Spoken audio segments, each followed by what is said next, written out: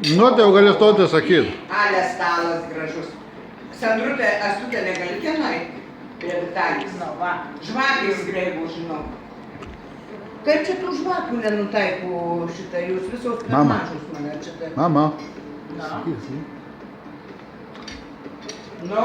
Tai sakysi. Dabar jau. Jo. Brangi sesutė, labai džiaugiuosi, kad tokiam gražiam naujam bute šiandien mūsų tikai.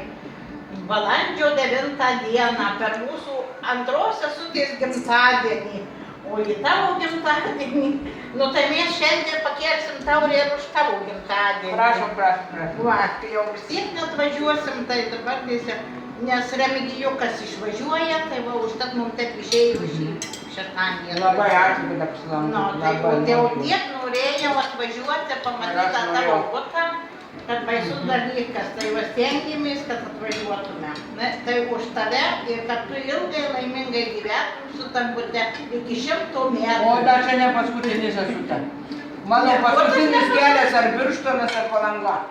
Va, Jėzau, da Palangoj, darbus į kurtuvį. Taip. Tai jau Birštonas ne, tai jau geriau į pamoką reikia. Jau, Palangoj. Aš jau dabar žiūrėjau. Buvau šitą. Už 40 000 radų superinį Palangoj. O, matai?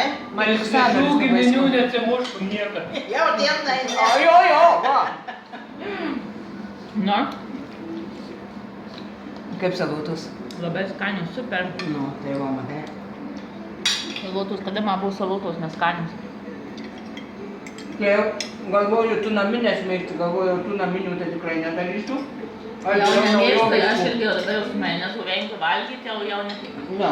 Žiemą